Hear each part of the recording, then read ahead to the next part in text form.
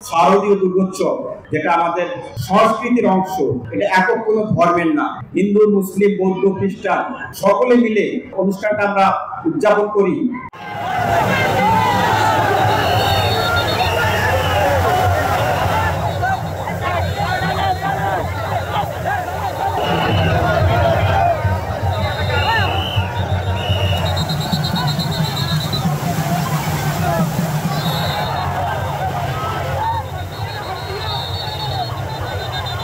শারদীয় দুর্গোৎসব যেটা আমাদের সংস্কৃতির অংশ, এটা একক কোনো ধর্মের না।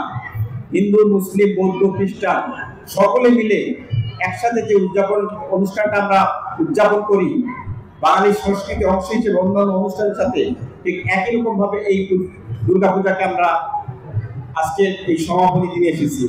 কক্সবাজার জেলায় প্রতিটি উপজেলায় পূজা প্রতিমা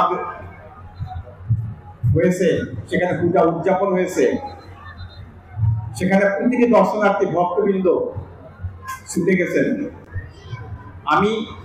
আমরা সকলে চেষ্টা করছি, পুলিশ বিভাগ সহ আইন শৃঙ্খলা রক্ষাকারী বাহিনী আপনাদের সবাইকে এই অনুষ্ঠান সাফল্যমণ্ডিত করার জন্য সর্বাত্মক প্রচেষ্টা গ্রহণ করেছি। করার জন্য আপনারা যারা অক্লান্ত পরিশ্রম করেছেন। বিসর্জনে অনেকই ভালো লাগতেছে, আমরা এভাবে বছর আবার করতে চাই এরকম। সবচেয়ে বেশি ভালো লেগেছে কক্সবাজার যে অসাম্প্রদায়িক এলাকা, আমরা হিন্দু, মুসলমান, বৌদ্ধ, খ্রিস্টান যে একাকার হয়েছে অনুষ্ঠান অনেক ভালো লাগে। আগামী বছর আবার আয়োজন কামনা করি। এখানে পরিস্থিতি দেখে মনে হচ্ছে যে আজকে বৃষ্টির দিনে মাকে, দেবী দুর্গাকে বিসর্জন দিতে আমার ভালো লাগলো, এবং সেই সাথে এখানে পরিবেশ দেখে আমার ভালো লাগলো। আপনাদের এই প্রোগ্রামটা উদযাপন করতে পেরেছে,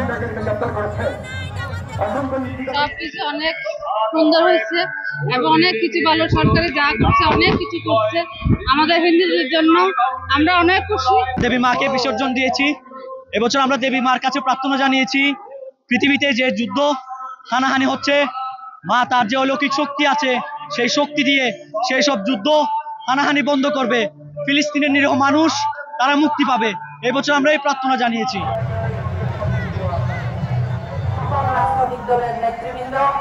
আমার সামনে উপস্থিত মনোনীত জননেতা সাবেক সংসদ সদস্য এবছরও এই পূজা উপলক্ষে একটা বড় ছুটি হয়েছে, সেজন্য অনেক দর্শক এবং পর্যটকের সমাগম হয়েছে।